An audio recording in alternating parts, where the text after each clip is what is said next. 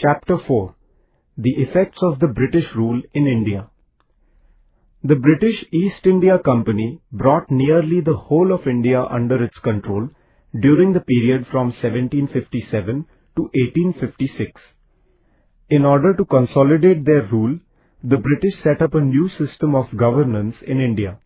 We shall study it in this lesson. Dual government. In 1765, Robert Clive introduced the system of dual government in Bengal. The East India Company took over the function of revenue collection. The function of maintaining peace and order was left in the hands of the Nawab of Bengal.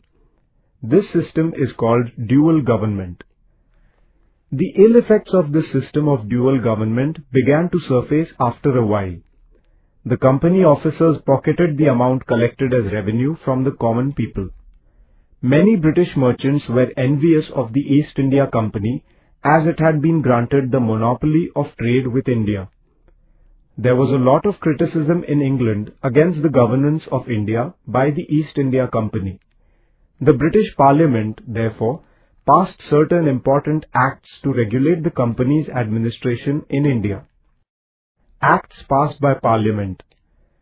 According to the Regulating Act of 1773, the Governor of Bengal was raised to the position of Governor-General. The Governor-General was given controlling powers over the policies of the Bombay, Mumbai and Madras presidencies. A 4-member committee was appointed to assist the Governor-General. Pitt's India Act was passed in 1784. According to it, a permanent board of control was instituted to regulate the company's administration in India. The board was authorized to issue directives regarding the governance of India to the company. In 1813, 1833 and 1853, British Parliament passed acts introducing changes in the governance of the company. In this way, the British government established its indirect control over the administration of the company. With the advent of the British power, a new administrative system was set up in India. The civil service, the military, the police force and the judiciary were the main pillars of the British administration in India. The civil service. In order to consolidate their rule in India, the British needed to organize the civil services. Lord Cornwallis organized the civil service system. It became an important organ of the British administration. He laid down a rule that a civil servant should not be engaged in private trade. In order to ensure this, he raised the salaries of the company's officers. For the convenience of administration, the territory under the control of the British was divided into districts. The collector was the head of the district administration. Revenue collection, administration of justice, and the maintenance of peace and order were his responsibilities. Officers were recruited to the Indian civil services through a competitive examination. The military and police forces. The military was to protect the Indian territories under the control of the British, to secure new ones, and to quell any uprisings in India against the British. The function of the police force was to maintain law and order in the country. The British introduced a new judicial system in India based on the one in England. Each district had a civil court for conducting civil cases and a criminal court for trying criminal cases. High courts were established to review the judgments delivered by these district courts. Equality before law. Previously, there were different laws in different regions of India. While dispensing justice, differentiation was made in accordance with the caste. The Indian Law Commission, established under the chairmanship of Lord Macaulay, codified laws. These codified laws were applied uniformly all over India. The British established the principle of common law. But the new judicial system was not without its faults. Under it, there were separate laws for Europeans and separate courts for their trials. Common people did not understand the new laws. For them, justice was very expensive. The trials continued for years together. Economic policies of the British. India had been subjected to foreign aggressions since ancient times. Many of these aggressors settled in India permanently. They assimilated the Indian culture. Although they ruled here, they did not introduce any fundamental changes in the economy of India. This was not the case with the British. England was a modern country. As a result of the Industrial Revolution, capitalist economy prevailed in England. In India too, the British brought in an economic system to nurture that economy. This resulted in financial gains for England, but Indians were subjected to economic exploitation. Land revenue policy. Before the beginning of the British rule, the village economy in India was self-sufficient. All the needs of the villagers were fulfilled locally with the help of agriculture and other industries. Land revenue was the chief source of income of the state. During the period before the British rule, land revenue was assessed according to the condition of crop. If the crop failed, the land revenue was waived. The revenue was collected mainly in the form of grains. Even if there was a delay on the part of the peasants, their land was not confiscated. In order to increase the revenue, the British made some important changes in the revenue system. They measured the land and fixed the revenue on the basis of the area. They made it compulsory for the peasants to pay land revenue in cash at a fixed time.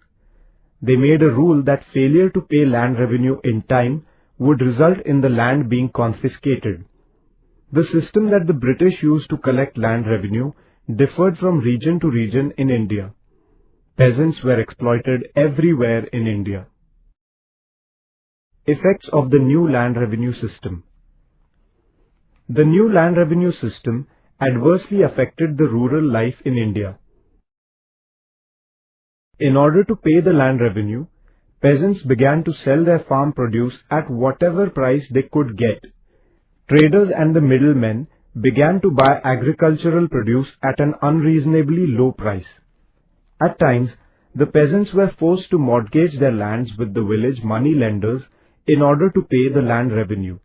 Thus, peasants became debtors. If they failed to pay their debts, they had to sell their lands. The government, the landlords, the money lenders, the merchants, all of them exploited the peasants. Commercialization of agriculture. Previously, peasants mainly produced grains. The grain was used either for their own household consumption or for meeting the needs of the village. The British began to encourage the production of cash crops such as cotton, indigo, tobacco, tea, etc. This shift of emphasis towards the production of profit-yielding cash crops rather than food grains is known as the commercialization of agriculture. Reforms in transport and communication.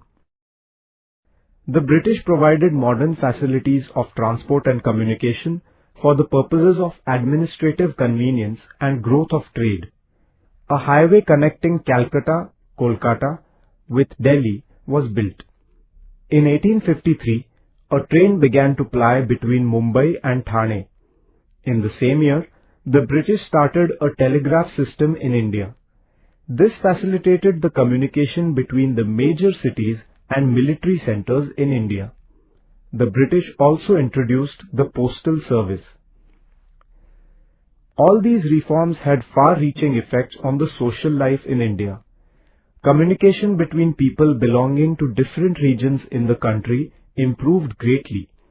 This helped in strengthening a sense of unity among them. Decline of traditional industries. The British government used to levy heavy duties on goods exported from India to England. On the other hand, the duty on goods imported into India from England was far too less. The goods coming from England were factory-made and therefore they could be produced there on a large scale and at a low price. The Indian artisans found it difficult to compete with these inexpensive goods. As a result, some of the industries in India had to be closed down. Many of the Indian artisans lost their livelihood. Growth of new industries in India. Indian entrepreneurs could not come forward in large numbers because of the lack of government support, lack of capital, and of experience of management. But there were some Indians who overcame these difficulties and succeeded in laying the foundation of Indian industries. Gawasji Nanabhoy started the first cotton textile mill in Mumbai in 1853. The first jute mill was started in 1855 at Rishra in Bengal. Jamshedji Tata established Tata Iron and Steel Company's steel producing plant at Jamshedpur in 1907. Gradually, coal, metal, sugar, cement and chemical industries were also started in India. Social and cultural impact. In the 19th century, a new age had dawned in Europe based on the values of humanism, rationalism, democracy, nationalism and liberalism. It was but natural that these changes in Europe would evoke some echoes in India. In order to run the administration, the British wanted to get acquainted with the Indian society. For this purpose, they started studying the Indian traditions, history, literature, arts, music and even the local flora and fauna. Sir William Jones, a British officer, founded the Asiatic Society of Bengal in Kolkata in 1784. Max Müller, a profound German thinker, was a great scholar of the religions, languages and history of India. The examples set by these people made the newly educated Indians aware that they, too, should study their own religion, history and tradition. The English enacted many laws in India. Lord Bentinck passed an act in 1829 prohibiting the practice of sati. In 1856, Lord Dalhousie passed an act allowing widow remarriage. These acts were complementary to social reforms. In order to run the administration, the British were in need of Indians who had received British education.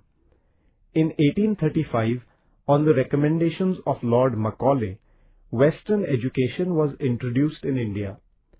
Through the new system of education, Indians were introduced to new Western ideas, modern reforms, science and technology. Universities were established at Mumbai, Madras, Chennai and Kolkata in 1857. The middle class which received Western education led the social renaissance movement in India.